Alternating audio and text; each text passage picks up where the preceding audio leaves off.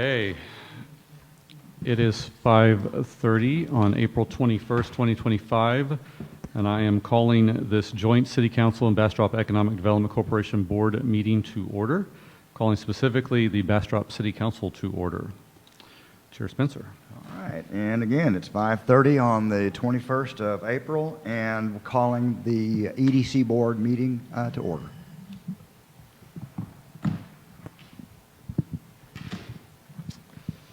So we will start with citizen comments. Do we have anyone? Okay, no one signed up for citizen comments. No, sir. So we're going to move on to work sessions and briefings. 3A, presentation and discussion on the economic development tools available to the City of Bastrop and the Bastrop Economic Development Corporation. Thank you, Mayor Pro Tem. So the purpose of the joint meeting today is to go over a couple of different tools that are in the Economic Development Toolbox. The expectation for the meeting is that the board and council give staff a recommendation on what to pursue and how to bring some of this information back for action. Specifically, as we talk through TIF and TERS, and specifically as we talk about some of the grant programs that are available, and then also some immigration programs, and we have a rep in the audience who will help us. This is essentially, we're throwing everything in the kitchen sink at you, and then we're going to sort of pick through what would work for Bastrop. And so for the folks who are relatively new with us, we'll just give a quick overview and why we're here, et cetera, et cetera. So we're a local government corporation, which gives us some specific, what I like to call bumpers to operate within, and our specific task is to generate jobs and stimulate economic growth. Those are the two grand tasks that the EDC is tasked with. Through that, we create diverse opportunities, we add to Bastrop's quality of life, we add to Bastrop's values, and our goal is to attract responsible corporations, right? We're very clear on, we have limited water source, so we're not going to be going after the Samsungs of the world, et cetera, et cetera. So all of those things must align. Local government corporation, you are an entity, you are bound by rules in the local government code. It is a parent-child relationship, with the council being the parent, and so the EDC generates recommendations, for lack of a better term, and then the council approves those final recommendations, including its budget and including any incentive offerings that it would like to incent companies by. It's funded by a 1/8 cent sales tax, which drives about $1.1 million a year.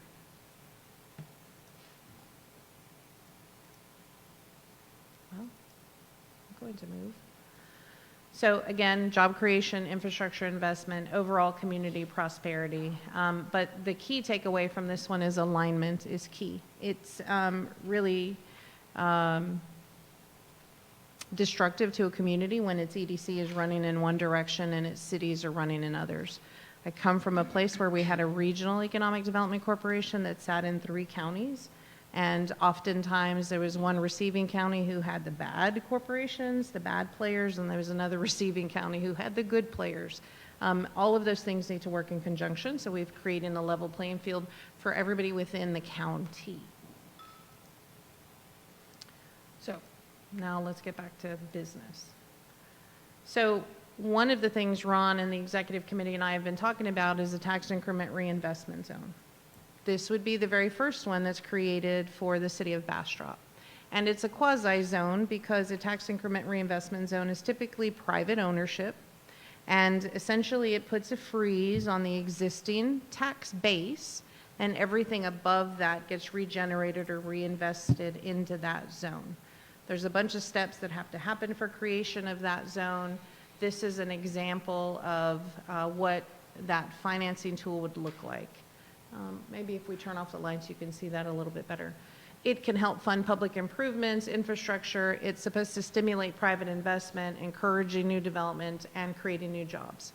For us, the TERS is thought to be an additional revenue source to leverage monies coming in, creation of new monies, that one doesn't harm the city because we're still receiving the amount we were receiving before. And so I always like to say half of zero is zero. If you're not receiving it, you're not receiving it. And if we're not creating it, right, we're still at a zero net point.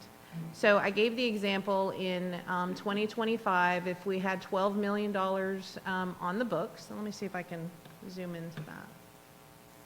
That's better.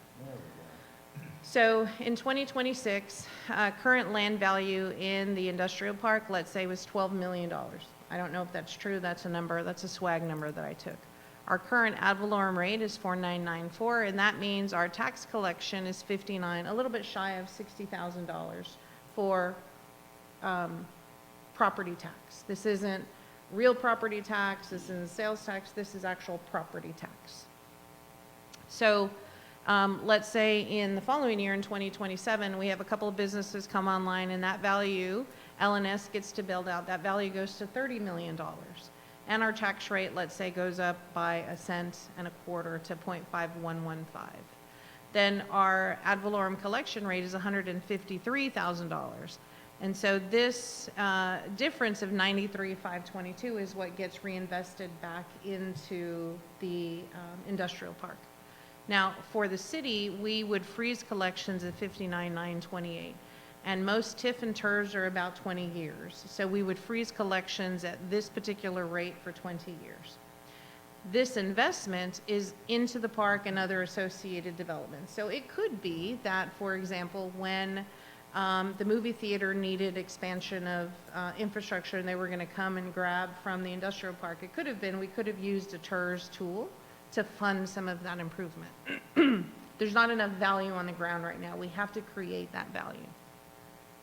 So this doesn't sound like a lot of money, but I'm going to show you the tool next to it that sounds like a lot of money. So if you think about a TIF and a TERS, the TERS is the worker and the TIF is the banker, right? So the TERS is Sylvia, the TIF is Frank.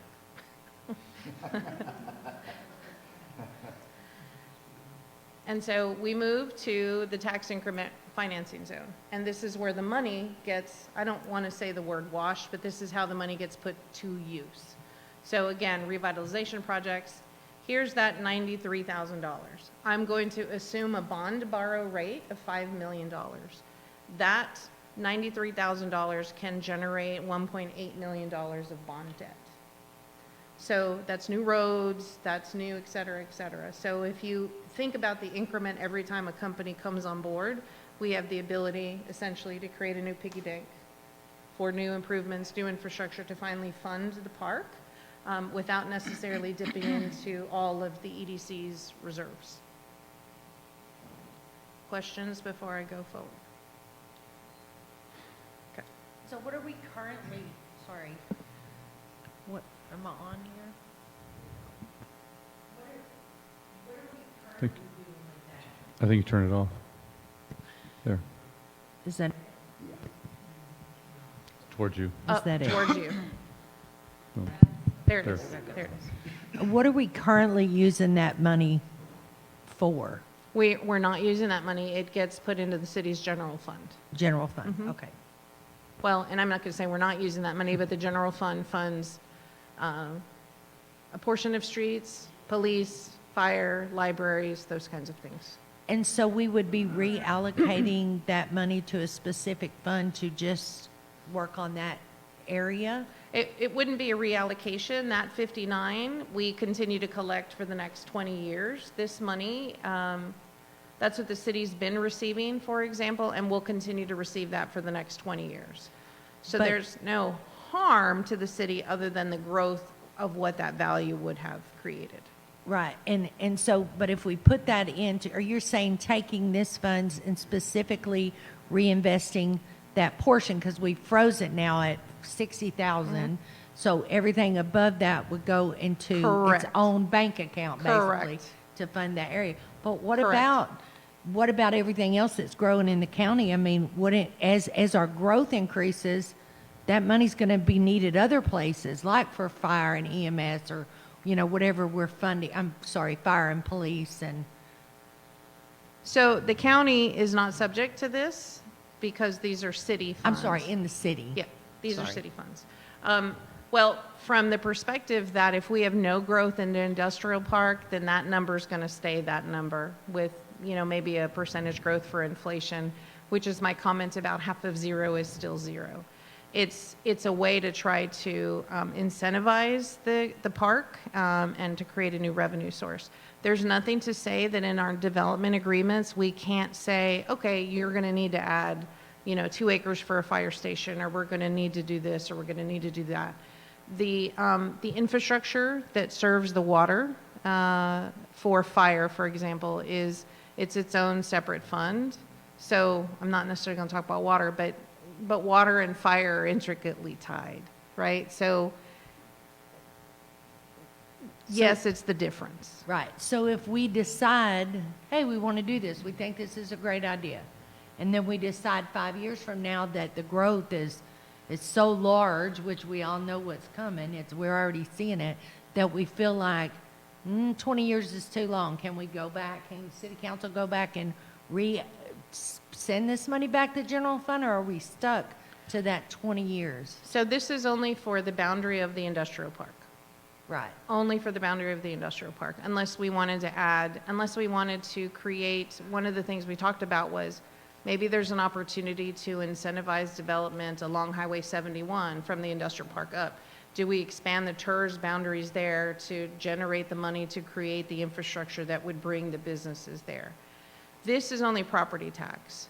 The real dollars are in sales tax. And so the hope is that these generate jobs, and those jobs generate eating at the restaurants and shopping at the stores, and it creates its own little microeconomy.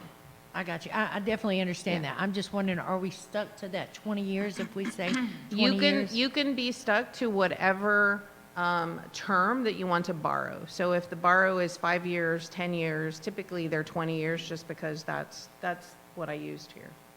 Okay. Mhm. Let's see.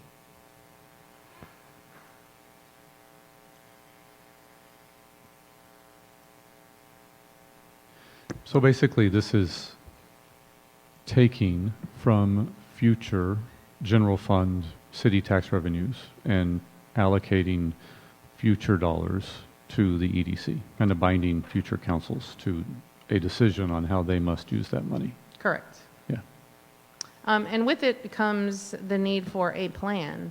What is it? I mean, ideally, there is a benefit. There's a mutual benefit to the city via water, wastewater, roads that need to get built in the park that wouldn't necessarily come off of the water fund, the wastewater fund, or the general fund.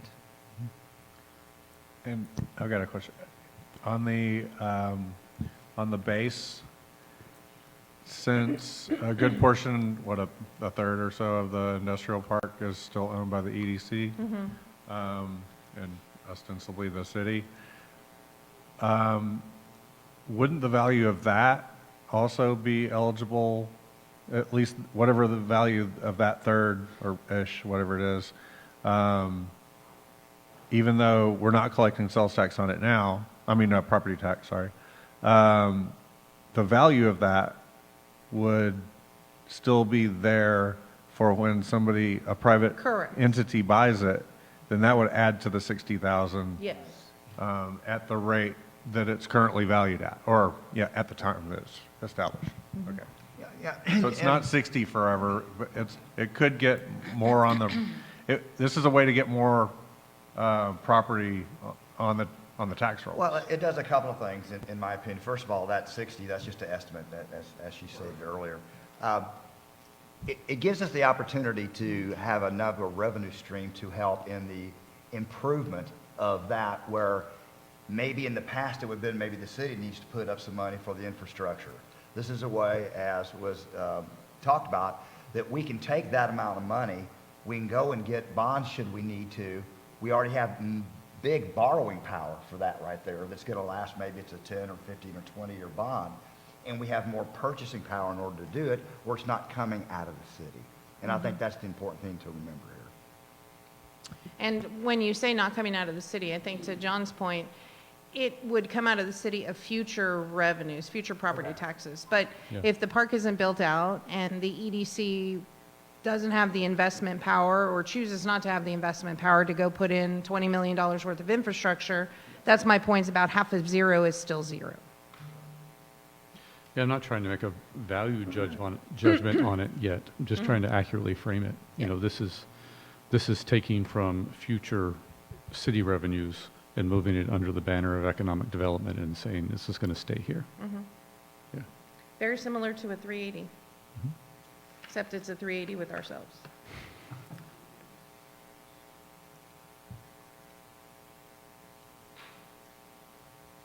Okay. So next are economic development grants. So there is some EDA grants available. I think Dory is going to take off on this one. It's a flexible tool that allows us to have a small match and have and apply for grants and other resources that help us install the necessary infrastructure and the expansion. Anything you want to add, Dory?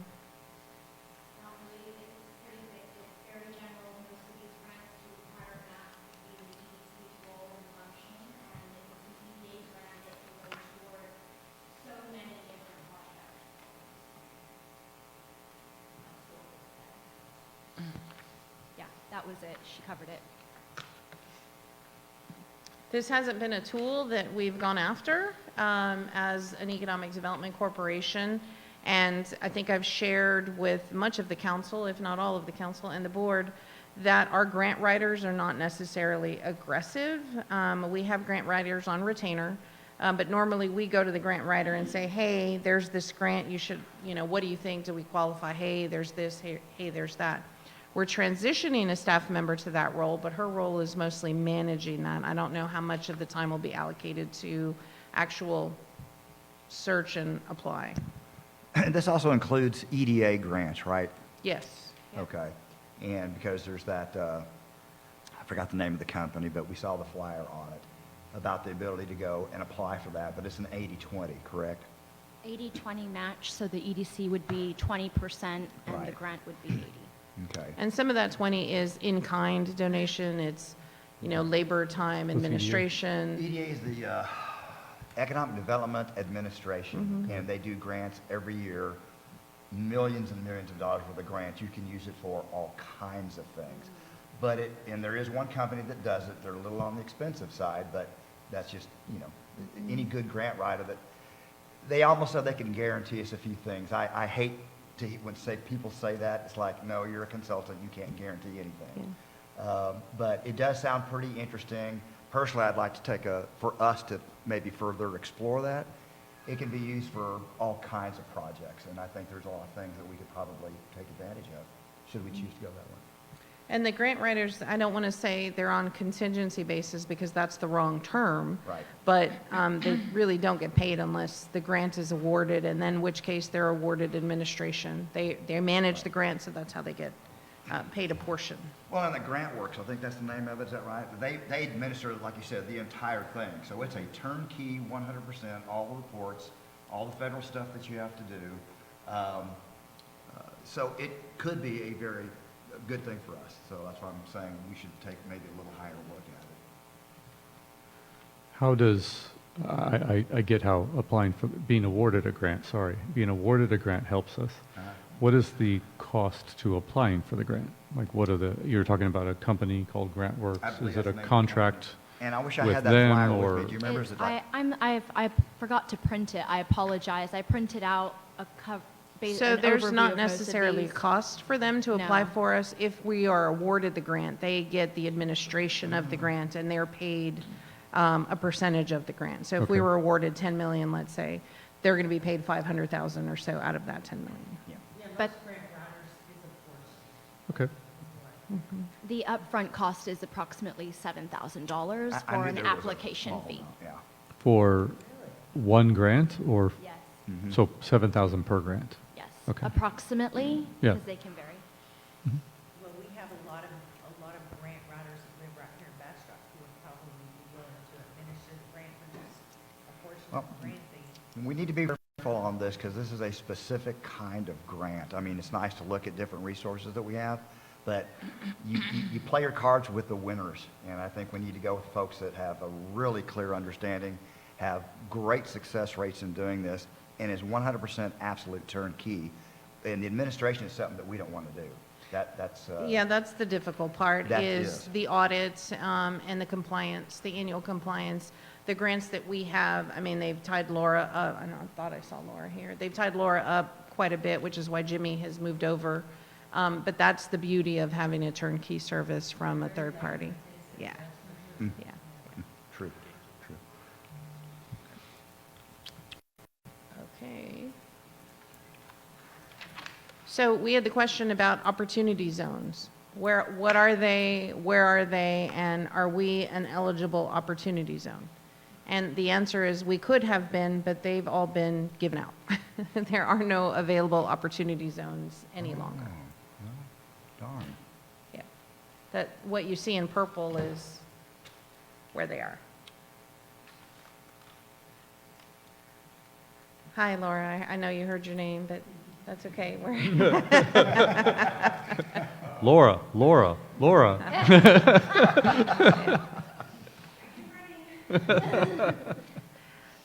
Foreign trade zones. This is a pretty exciting tool. Dory brought us a presentation the other day. And so really this is for companies who are importing. You can see from the left side of the graphic, if there was no federal trade zone designation for this $25 million inventory company, they would pay $2.3 million. And if they were a federal trade zone or a foreign trade zone designation, then their payment is, they have a savings of 2,307. So their payment's like $45,000, $42,000 as opposed to 2.3 million. That's a pretty significant savings.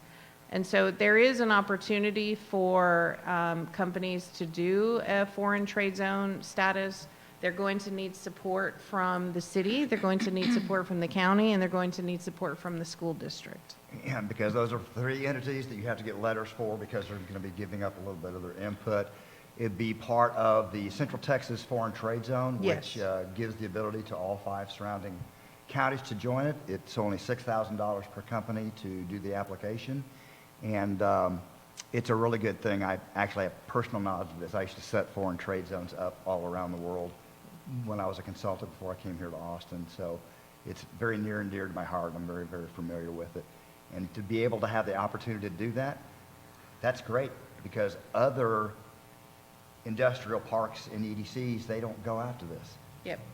You know, the conversation, just a little background, we're trying to come up with something that gives incentives to folks coming in where maybe the other folks hadn't thought about it, right? So that's why we're having the discussions of grants and TERS and TIFs and FTZs and things like that, trying to just make it more, attractive.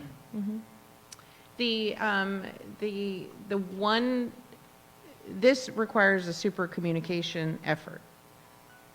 And what I mean by that is, just like the TERS, there are some future revenues to be given up. And that is, especially for the school district, the real property tax that's associated with inventory.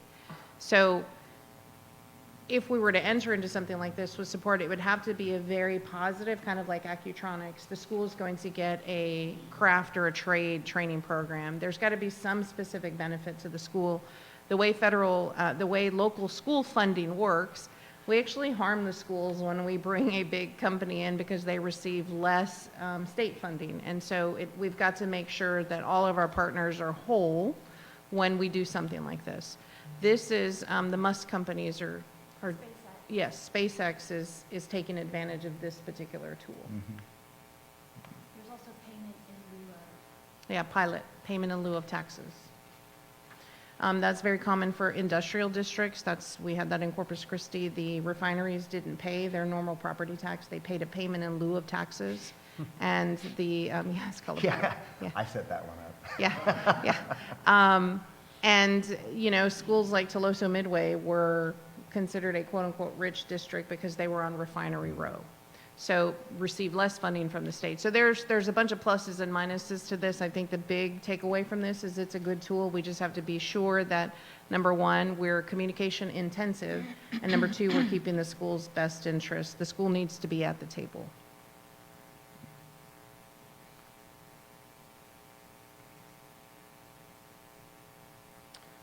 I think everybody knows what a 380 agreement is. We're about to talk through some of that today.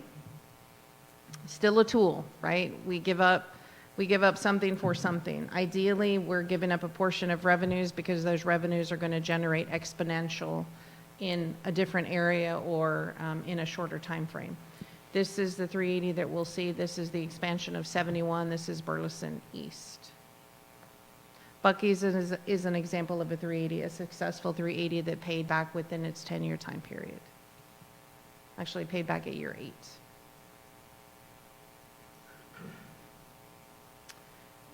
EB5 program. I'm going to let Dory and her guest take this one. Sure. I'd like to introduce Adriana. She's with a law firm in Austin, and she's an immigrations attorney, and she can speak about this program and its benefits. You can come at the podium. Yeah, or yeah, you can sit there. Well, hi everyone. You can hear me? Yes. Okay. Well, let me just introduce myself really quick.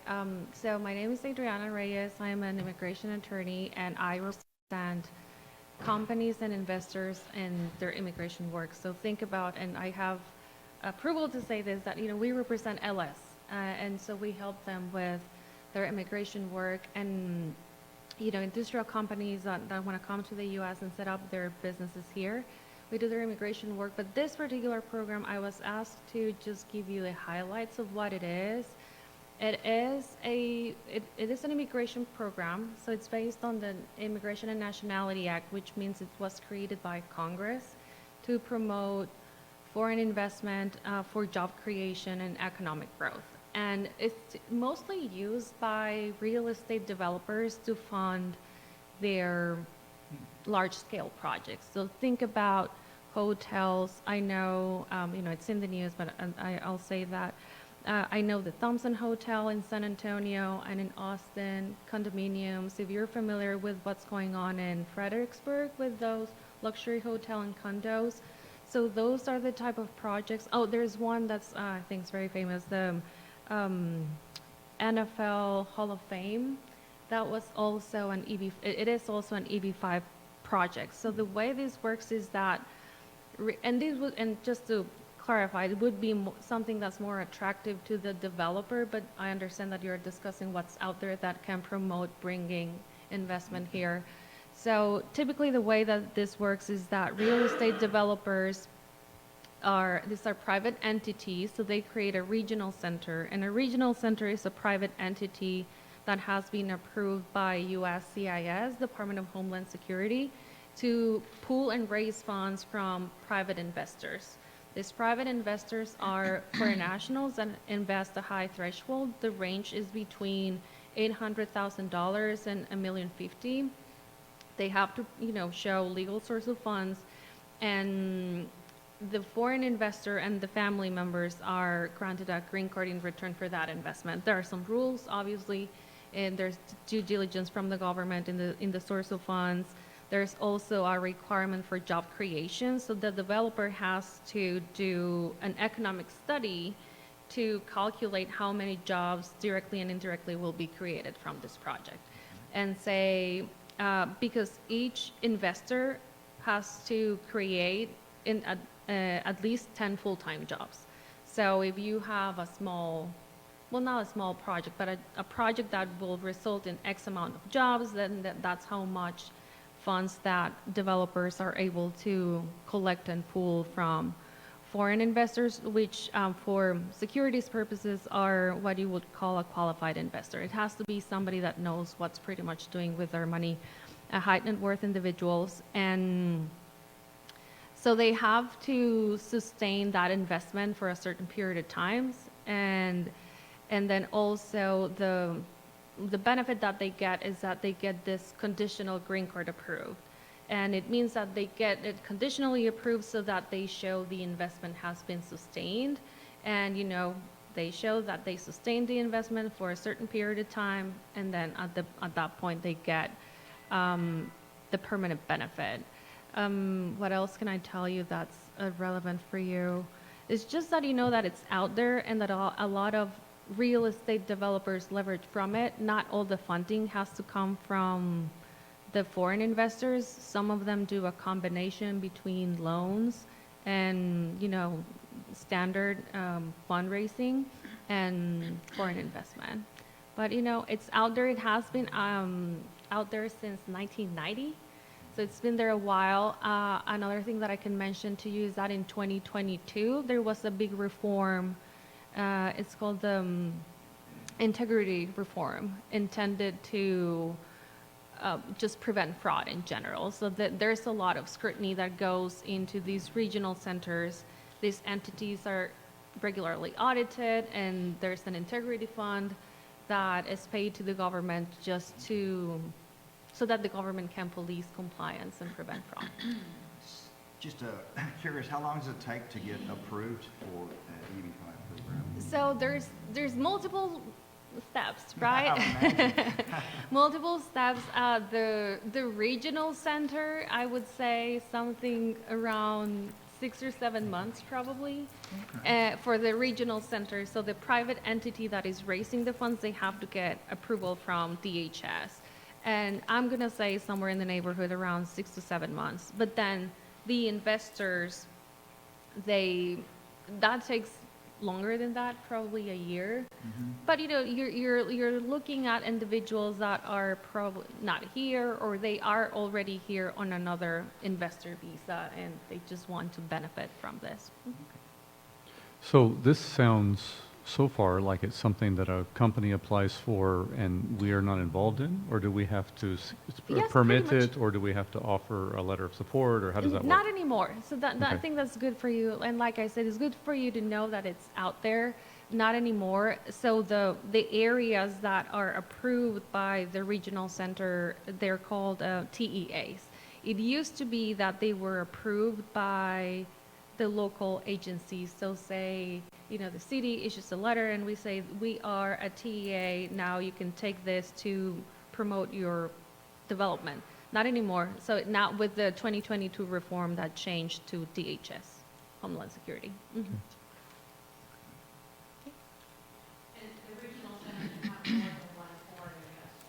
Yes, they have multiple. Yes, that's the purpose of the regional centers, so that they get approved to raise funds, because it's an offering, it's a securities offering, pretty much. That's cool. Okay. Yeah, it's good to know. Thank you very much. Of course. I have a question, please. This flyer talks about direct and indirect jobs. Yes. Can you talk about those, please, for a new regional center? Yes. So, say that they create a hotel, right? It's a construction of a hotel. So the direct jobs will be those individuals that work at the hotel. So one is those that directly are in construction for the hotel, and then after that, once it's operating, the staff that works for the hotel. Indirect jobs are those that typically they're calculated with an economic study. And so an economist would say, well, if you have a construction of that size here, that means that there has to be some restaurant serving this construction, or what trickles from that particular project is calculated in the job creation. So those are indirect jobs. So for instance, if we build a hotel, we need more restaurants. Is that what you're Yes. Yep. Okay. Well, thank you. Thank you very much.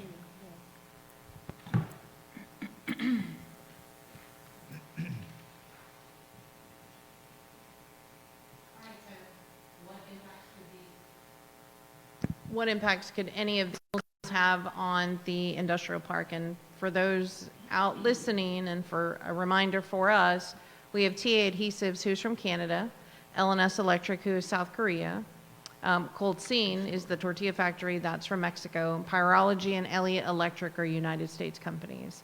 But you can begin to see, as we reach out to, L&S is already looking at an expansion. And as the business park and the name Musk gets out there more and more, we have speculation in the park quite a bit.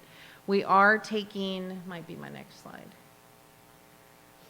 Obviously, Austin, all of those things are surrounding. Samsung did put a pause on its Taylor factory and I'm assuming all of the tariff and all of the other economic instability. LNS, I just want to let everybody know, LS Electric does not only provide to Samsung. So I already had that question the other day. The desirability of the park, we are at this point, we've taken the plat, we're building temporary roads where the roads are going to be outlined. Public Works is working with the EDC to create a pathway so that when investors do come, we do have an ability to show a parcel, as opposed to right now, all we can kind of do is point on a map and, you know, over there by that pink stick, you see that orange flag and that orange flag over there. If you connect the dots to that one, that might give you the parcel identity. And so Angela and Dorian team, they've done a really good job of doing some absolutely gorgeous work. If you've not seen the monument sign, go see the monument sign. Moab Construction did wonderful. All of the landscaping, tree trimming, the flags on the poles, all of that's just going to get better. So that's the project we just funded, Yes, and it's done? yes. You got that done right before the LNS? I don't, that's supposed to take a year and a half, isn't it? No. Wake up, John. Wake up. No, no, sir. Well, good job. Not when you use local resources and you have Dory cracking the whip. Yeah, really good job. Very good job. Yeah. Girl power. Yes, yes, she was surrounded by men and she did a lot of, her little 411 frame did a lot of work. So obviously the benefits to the clients, right? Enhanced financial viability, if the infrastructure is already there. And I don't know how many of you know, but all of our incentive packages include putting in some money for infrastructure. Accutronics has $1 million. T Adhesive had, Angela, do you recall? I don't think they had their site was, quote, shovel-ready. Okay. So that was the last one. And then if you recall, we had, we're essentially giving, quote unquote, giving the land away via a rebate and then also some infrastructure. So if the park is infrastructure ready, that reduces the burden on the EDC. So. Let me just add one word. We were doing that. Oh, okay, sorry. We're not doing that anymore. Yes, no, absolutely.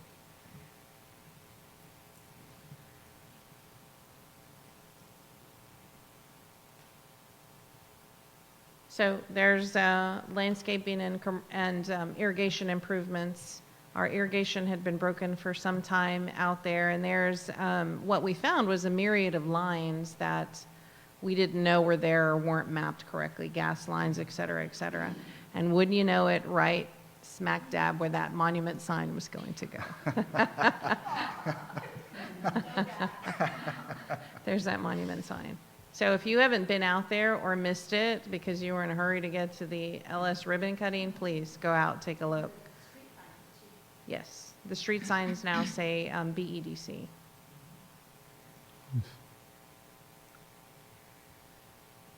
And then there's the road base we're talking about. We got the surveys done. We had the surveyor stake right in the middle of the ground, so the street crews really couldn't mess it up. They just went and ran over the stakes. So, you know, that's how we got it done in a month, because we make it, you know, super simple. And then right now we continue to work with Accutronic. I met with them last week. Ron met with them 2 weeks ago. There is some potential for growth on the southern portion of the park. I really need to understand what they're going to do, because if we can partner and LS wants to do an expansion and we can partner, maybe that million turns into $1.5 million, but we get, you know, a wider swath of available land for infrastructure, for shovel-ready developments. It just takes money. So that's why we need the tools. But any questions? That was a lot in a short period of time.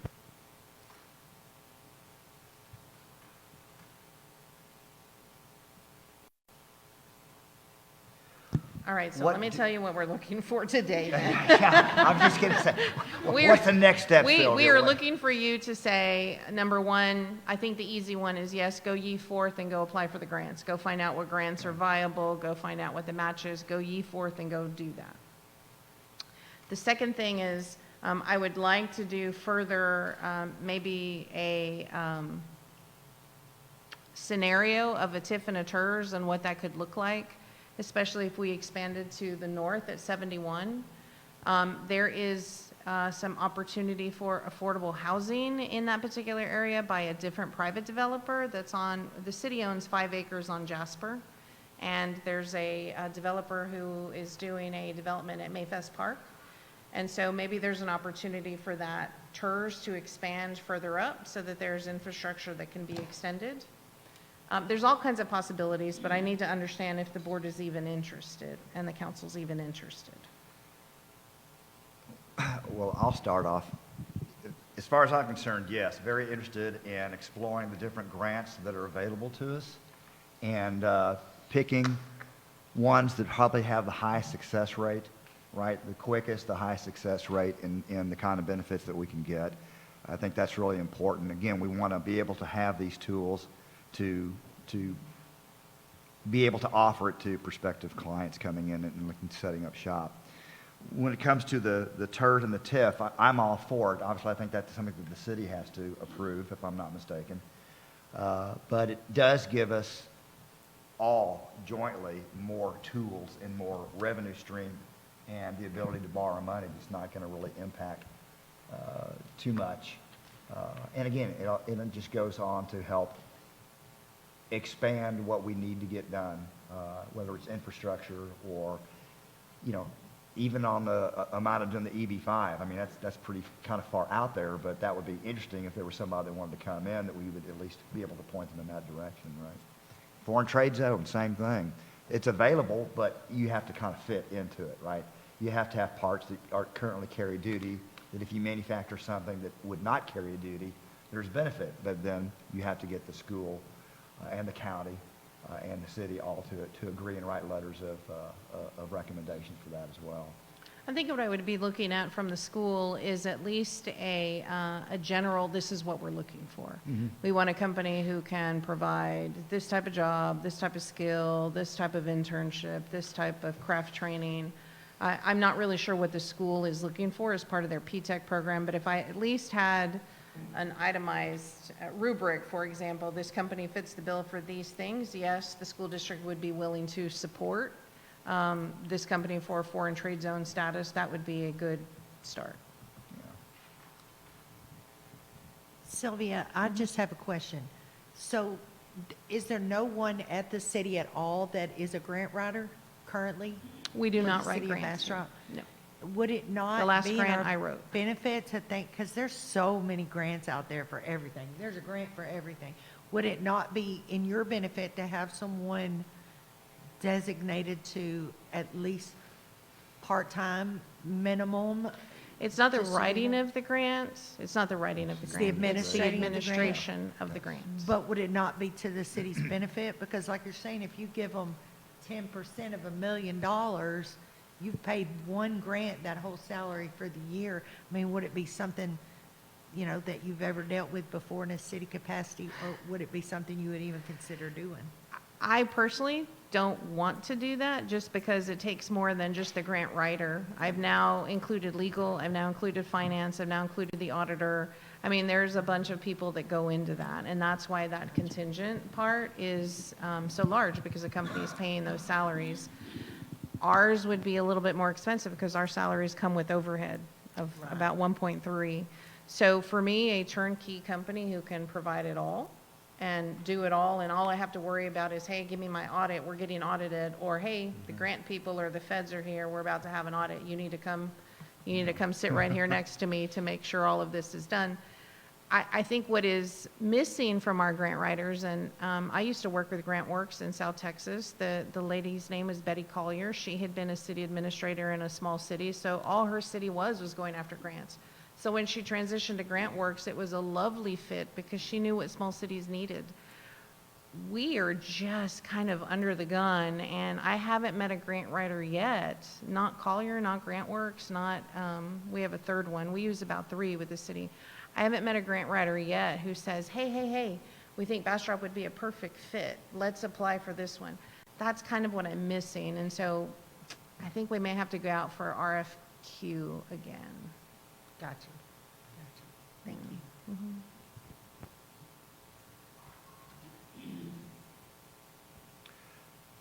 Anybody else? Well, I guess, from the council side, I mean, I'm certainly like the idea of just about all of these, anything that, you know, I like for a TERS and a TIF, I mean, you know, I like the idea of keeping taxes where they were created, you know, to the extent possible, so that is fundamentally attractive to me. If that's a way that we can, you know, increase the value of the property we own, then it seems like a no-brainer. Seems like an easy financing tool that will also, you know, enhance the asset that we have and help us do what we intended for this land to do, you know, 25, 30 years ago, which is produce jobs. So we're not actually freezing those people's taxes, right? Right. Yes, we're freezing the amount we're receiving. Right, And then- and they're able to, and the attractiveness for them is that the tax money that they spend is not going to be taken across town and used, you know, Somewhere else. you know, on something that's not beneficial to the company. They can, you know, keep the streets in the industrial park, you know, in better shape. They can add amenities to the industrial park, and they'll have and if I'm not mistaken, they'll have some say in the governance of that money, right? A little bit? There's seats at the church board. You guys, the council and the EDC would be on the board. Yeah, so I really like that. I like it, I just don't like 20 years, because let me tell you, I moved here in 2017, and this ain't nothing like the place I moved at in 2017. The growth is astronomical. I thought I was moving to a little bitty small town, and it was for a short period of time. It's not turned out that way. So it concerns me, the amount, I mean, I feel like we don't already have enough police. I feel like we don't already have enough fire. You know what I mean? That's my only concern about allocating that somewhere else, because as more businesses come in, more people are coming in. Bigger buildings that need police and fire and all these things. And then I wonder, are we hurting ourselves by just putting that to that? Well, all those more people that come in are also paying property tax on the property that they're owning or renting, and they're also paying a tremendous amount of sales tax. That's true, but a lot of people will be driving into Bastrop to work. I mean, essentially, it's been, the people that live here, but that's not the way it works. People are driving in from Elgin and Smithfield, and especially if they're larger businesses. Right, and those people we don't have to police, we don't have to take care of the street in front of their house, and we don't have to, you know, so that's actually, that's like visitation money, which is even better than, you know, local money. So, and they're still buying their groceries here, and they're still buying, you know, a large percentage of their purchases here because they work here and they're spending most of their waking hours here. So, to me, I mean, obviously look at it on a case-by-case basis when we do it, but it's certainly not a zero-sum game. It's a, you know, there's a lot of benefit to the city besides the, you know, just the property tax increase on improvements that are done, you know, when a factory or a warehouse or something like that is built, an employment center of any kind. Why did we settle on the 20 years? Is that standard? Where did the 20 years come from, Sylvia? That's standard. I don't That's think we've standard. settled on it. have we? No, I mean, we you've not haven't settled done on it. anything. That's just the Okay. example I gave. The issue really just becomes, what are you going to borrow? What are you going to borrow it for? And how fast do you want to pay it off? And so in the TERS, you're going to say, you're going to have to give a list of what you're going to do, qualify things. We're going to improve roads, we're going to improve lighting, we're going to add electrical substation, whatever that is. That amounts to blank. We have the opportunity to raise revenues of blank. That can pay the debt off in blank. And so you kind of work at it from that perspective. So then we would take each case by case? Or do we need to set? No, a- you'll be set a- we need you'll to set a boundary. We need to set a boundary. It would be a case by case on a project basis of what we want to spend the money Yes, on. yes. Right. Yes. But yeah. Well, but, okay, but every piece of property has maintenance that you do every year. Okay. But my thought process is, now, I'd be wholly comfortable if the thought was, let's allocate this money for VPC, and that goes straight for VPC wherever within the city of Bastrop that is needed. But just to say, that's. For the park. Industrial park, that's a little, just seems like a lot for just that one area. Yeah, initially I thought that's where it was going for all of the city, but then the focus became just about the industrial park. No, So you we- have to set a boundary. It's called a zone. You have to set So a is the boundary what we need to really then think about? Because it is on this east side of the city rather than restricting it to just the industrial park? If the council wants to say, we want the TERS boundary to be blank, the council can say that. I think that would be the better route to go. Because how much more development do we have that we can do? And so I get that, and to make sure I'm understanding it. Let me get out of here and let's get to a map real quick. The whole purpose of, because we've talked a lot about development paying for itself, but at this point, we want to get the most money we can out of that industrial park, so this is an avenue to get there to attract more business.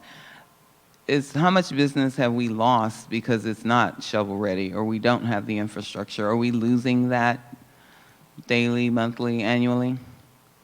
I don't think Options. there's a way to even calculate what we've lost. I mean, look what we've gone through in the last 4 years with the pandemic and with inflation and everything else. Well, no, I'm talking in recent years, like Dory, within can the you- last 2 years. Can you comment, Dory? In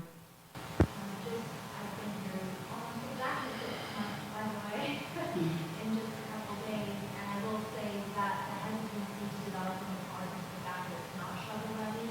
So therefore, the cost that's a huge impact to the development that whether it's a startup or it's a relocation, they have to add that to the current construction prices. It's a barrier. Yeah. And that may be, but we're talking about future money, that's not gonna help us with that problem not being here now, right? One thing I'll say to that is and also it's a retention tool. So some of these businesses at any moment, they can have another city buy for them and offer them incentives that we may not be able to offer, and then they relocate out of the market.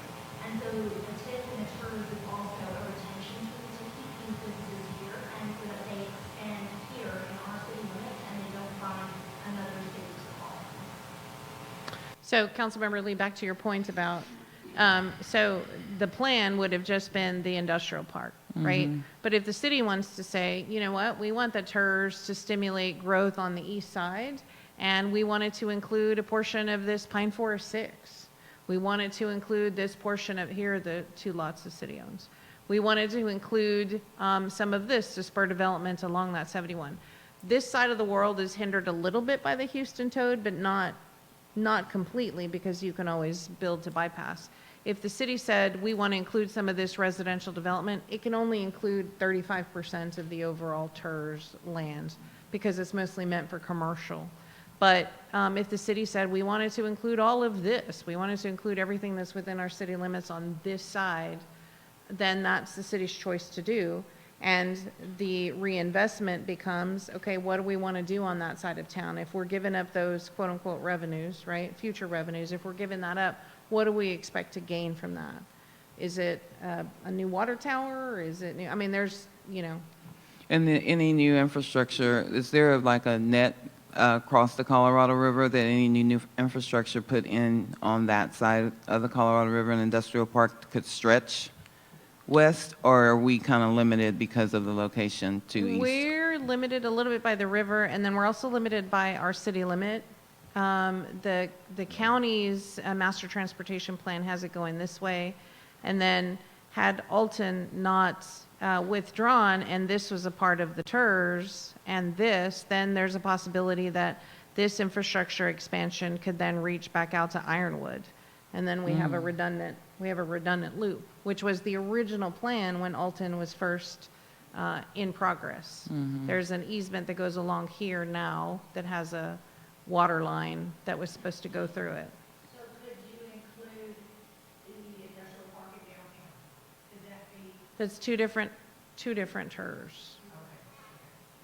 And is the infrastructure just restricted to like water and wastewater? I'm wondering about the Parks, bridge. drainage. Bridge. What about the bridge we've been talking about putting across the Colorado to connect? It could Right- go right towards here. that. That's what this is about, Okay. okay? Big projects, Oh, construction EDA, projects. he's talking about the bigger No, projects I to know, go for a but grant. She's The saying, grants. could you use that? I'm saying this would be a grant Yeah. right here that you would go for something Like that. Yeah. And the TIF and TERS money could also be match money to Yeah. the grant, to leverage it Right. more. So I think kind of what, I'm going to back up what Kevin said, because it sounds like all the above, right? Because how can we go wrong? Why not go for, we have to have the infrastructure. I mean, honestly, the LS Electric with the grand opening or the shovel, I was amazed, like, wow, this is something that somebody came here without everything being so I think the faster we can get that and get the money to do that, the better it is, just for everybody, especially for the city of Bastrop. Well, and look what great start we would have. They already announced a $248 million expansion for a global tech hub. Wow. You know, I say let's go. So here's the LNS Electric site. This is what would be Accutronic. This is what would have been Mocha. LNS is looking at this purchase, really would like this purchase. This is our detention pond. These are some of the road base that we're putting in to give people an idea of what's going on. But technology was supposed to go all the way around. If you'll remember, the EDC, right about when I came on board, had contracted Doucette. And so you paid $1.2 million, $1.4 million for engineering. Engineering's about 10-15% of the project. And then back then, the OPC, the opinion of probable cost to put in the infrastructure here was 16 to 20 million. Yeah. And so 16 to 20 million is, you know, about $1.5 million a year. When the EDC is taking in 1.1, you can see how it's impossible to put it all in at one time.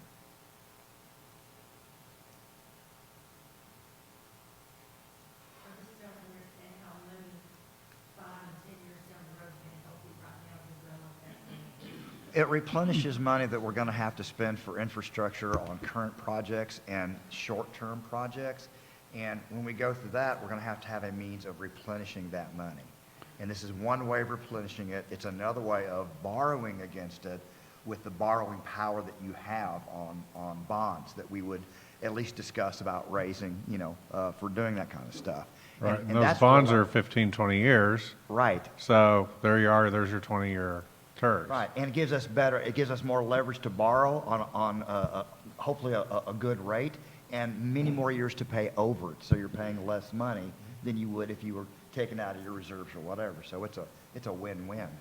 It's I guess I would equate it to all of our bond sales are sold on anticipated revenues.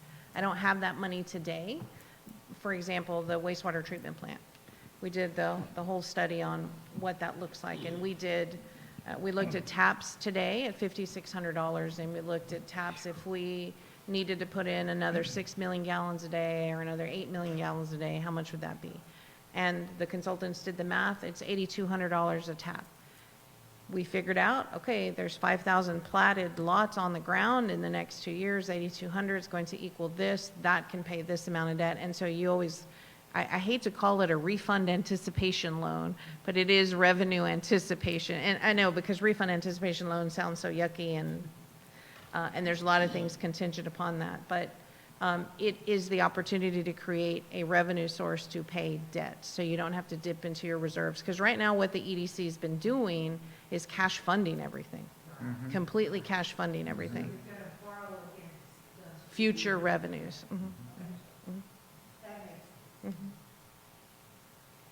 those lines, I support behind it. It's a wonderful tool. It's a wonderful tool to talk about. I think as a community, we would be remiss if we did not put all those tools in our belt. Other communities are using those tools, and yeah, it was tough to find out that we lost out on potential projects because it seemed we didn't have the tools to use. I think if it's exactly something we should be all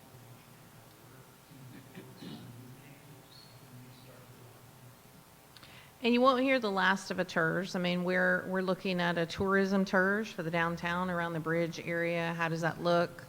What are improvements along? I mean, it's an underutilized tool for the very reason of you're freezing money right now. But I sort of look at it from a, 6 one way, half dozen the other. If I borrow the money today to go do that project, I've frozen my revenue anyway because all my future revenues are going to that debt anyway. So, it's how I look at the balance sheet and what do I want to accomplish in the time frame. And today's dollars, today's construction projects are less than if I wait to gather up all my little nuggets of gold and I wait to go do it 5 years from now, the opportunity costs, the actual construction costs to do that project later on. Now, The only thing, I understand now, and I get that, and that's great. The only thing I wish is that we could just expand and move with it, so that just there's, what would you expand it to? I'm not sure, I would think at least as far around that as I could, what was developed, land that we were able to develop outside of the industrial park, just because that's gonna fill up quickly. Yeah, I was looking at Gills Branch too, is pretty close to that. Do we need more improvements at Gills Branch? And then the area on 71 that's commercial, that little stretch there, I would definitely think it would need to be Yeah, there. some of what we talked about was this, and include some of those pine forest lots, because they are missing absolute road and blank, blank, blank. Everything. Yeah, they're missing everything. They're missing everything. But Are They you have allowed trees. to have residential Trees. property? it in a cannot TERS? exceed more than 35%. Okay, just to clarify. Even any residential property there to develop. The city owns 399 lots in here. Of those 399, probably 296 of them are developable because of drainage or topography. And if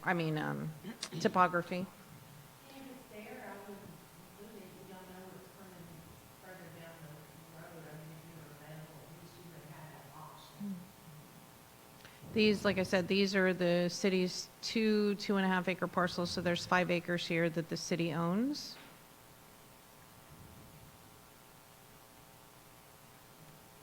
Just not about giving up opportunity if the opportunity is later down the road. Sylvia, the Pine Forest 6, that's the Highway 71 frontage, that's included, right, and all of that We right there? own about Yeah. 13 of Yeah, I these definitely would lots. say that would be important for the, commercial. I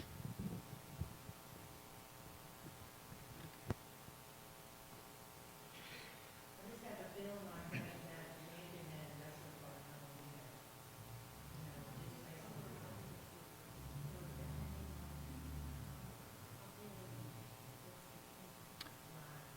Just basically. Yeah, and they're taking, 10-acre bites right now. And not all of this is, well, I guess with engineering and money, anything's possible, but not all of that. Bulldozer and some dirt. Yeah, not all of that is developable. When was the first, can I ask if we don't know, when was the first business put in there? That's an Angela question. That was what, 95? So the EDC was formed in 95. The property was purchased during the 98, 99 timeframe between 2, if not 3 different, and then they put it all put together, annexed into the city. And I believe the first company that actually purchased property was Bluebonnet Trails, and that's because they wanted to be across from the jail. They paid full price. There were no incentives offered. After that, it would have been a toss-up between Garments to Go and Dig Tech, which is now owned by Pyrology. Oh, 99, 2000. And how many in the last 5 years have moved into that? I just realized there's a presentation in y'all's resources, I think, if you want to go through it one day. And it actually shows by year all the businesses that have gone in. It hasn't been updated in a while, though. I would say yes, yes, definitely. T adhesives and LNS for sure in the last, since the time I've been here. Well, and the respirator folks, they're across from LMS or AEI, I think. You can never remember that for some reason. LS bought an existing building. Yes. So that was, yeah. Shovel That ready. was- That was very shovel ready. That was move-in ready almost. So that shows you the value of, the infrastructure being in place versus a green field. The green field is still sitting there with, some bites and some nibbles, but yeah, there it still sits. You still have to mow it.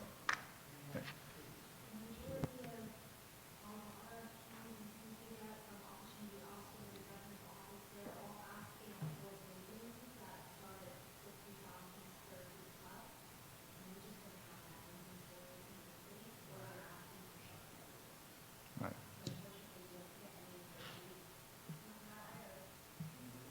Well, and we're not building any spec buildings. That's not the plan. We're not doing that. Yeah. Right. And it was a very similar business that used to be there too, as far as electronic business. Electronic equipment. Yep, they did a massive remodel. Okay. Any other questions? So far, directions to staff is pursue EDA, which means we'll have to look at grant writers, and bring back actual TIF and TERS information scenario with the boundary. And you guys are saying the boundary 71 to include the industrial park.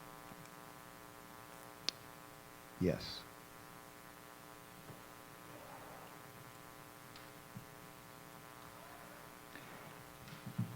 And I guess what we can do is we can get an update on that in our next board meeting. Yes.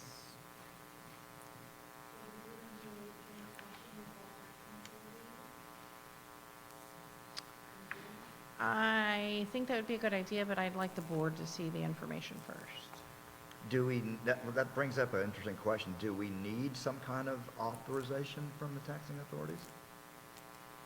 No, I wouldn't think so. their freeze is not affected. Okay. It's the city's freeze that's affected unless they want to participate, and they are allowed to participate. Okay, I just wanted to get it clear. It's the first time I've heard.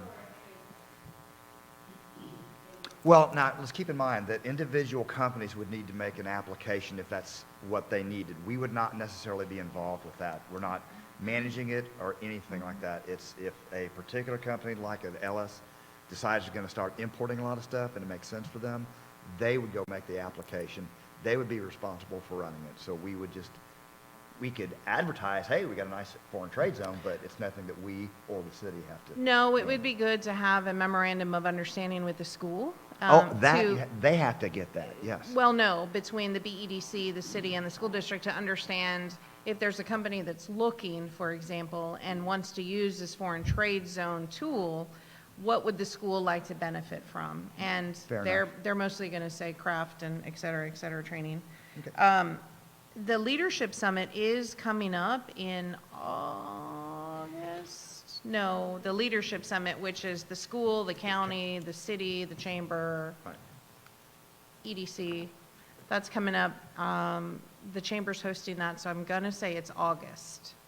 That puts us all at the table again to talk about all of our regional plans, our comprehensive plan, our master plans with CapCog, all of the growth that's happening and how we make sure the pieces are matching. And again, I think a memorandum of understanding with the school, if we're going to use and offer foreign trade zones that we'd be in support of, I need to understand what the school would like. Okay.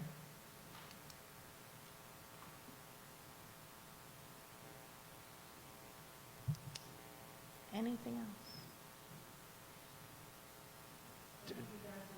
All right.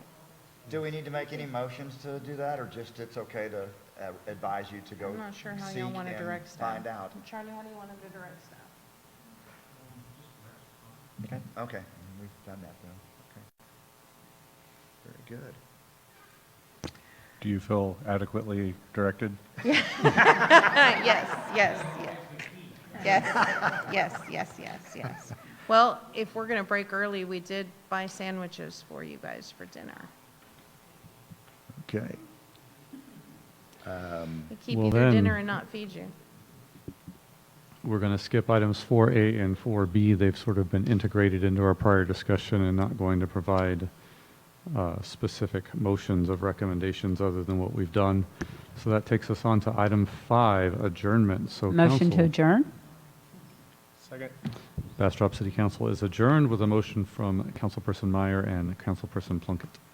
All right, then. Motion looking to for a adjourn, motion to BDC. Second? All right, we are adjourned. Thank you.